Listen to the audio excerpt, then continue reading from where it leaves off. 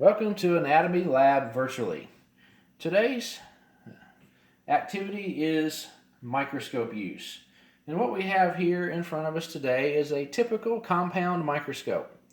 And the idea of compound means that there are multiple points at which the item you're looking at is magnified. The first level of magnification happens here at the eyepieces. The second level occurs down here at the objectives.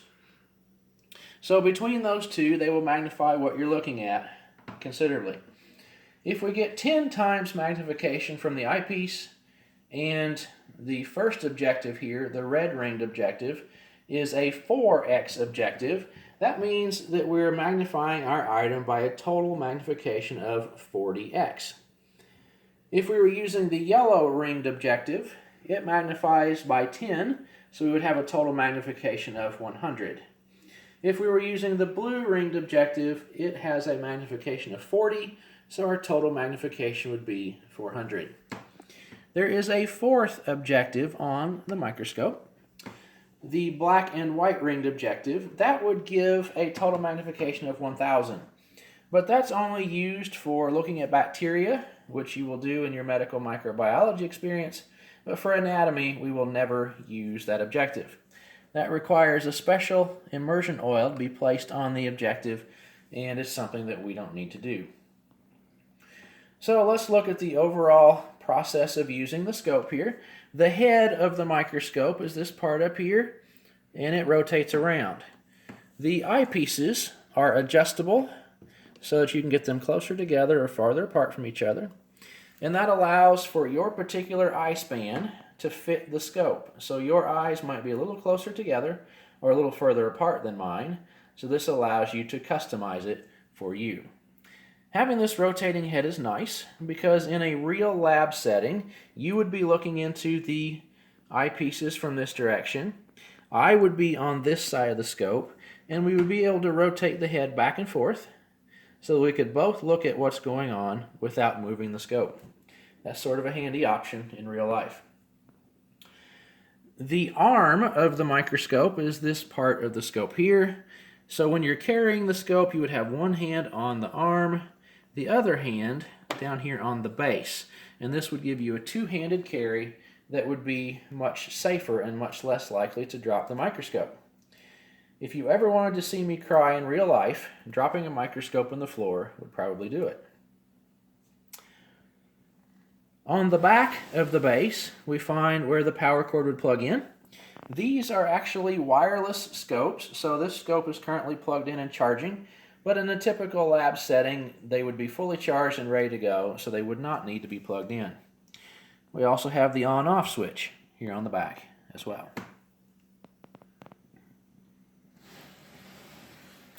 On the side of the scope down here at the base of the arm, we have the coarse adjustment knob. And this raises and lowers the stage quickly.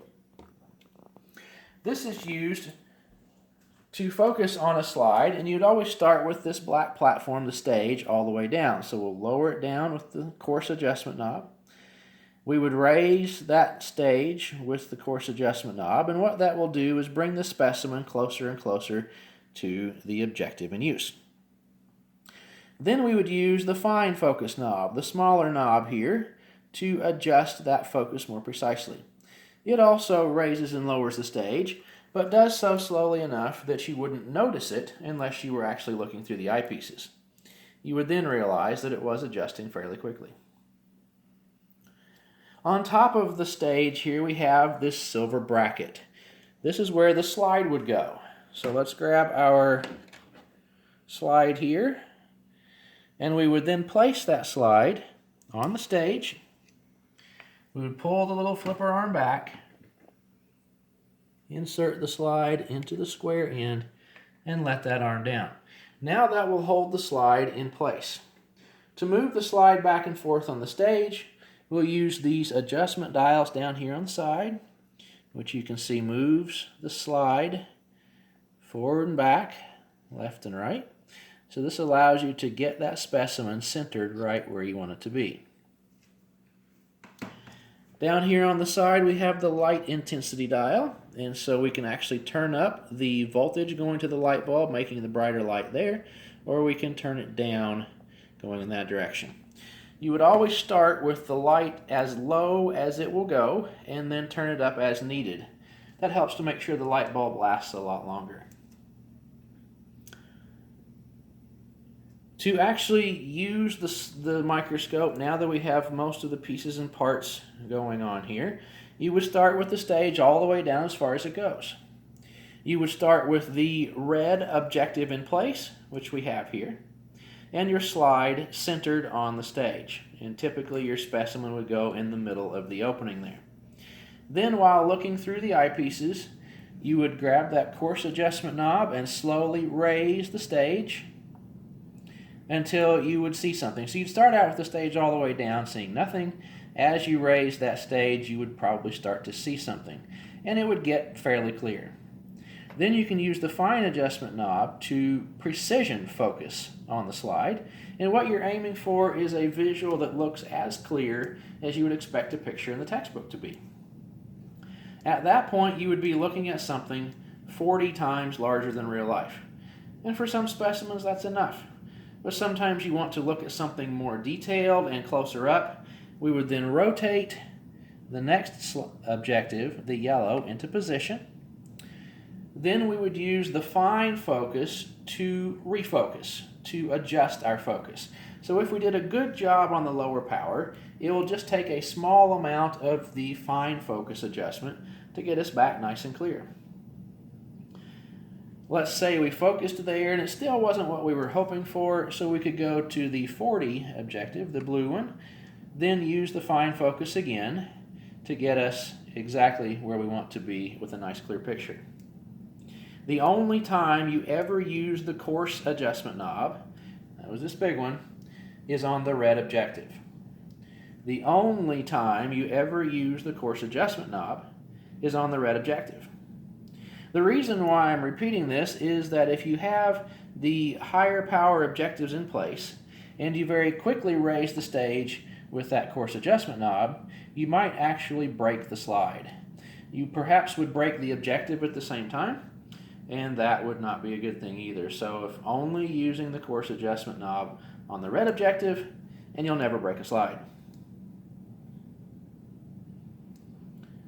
Once you have finished looking at that particular slide, you would then lower the stage all the way back down, get that red objective back in place.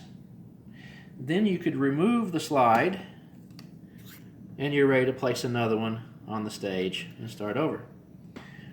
When you're done using the microscope, you always want to return it to the starting settings. So that would be stage all the way down, red objective in place, light turned back down as far down as it will go, microscope turned off, head rotated back in position like this, which makes for a more compact shape of the microscope. Then you would put the cover on it and put it back in the storage cabinet.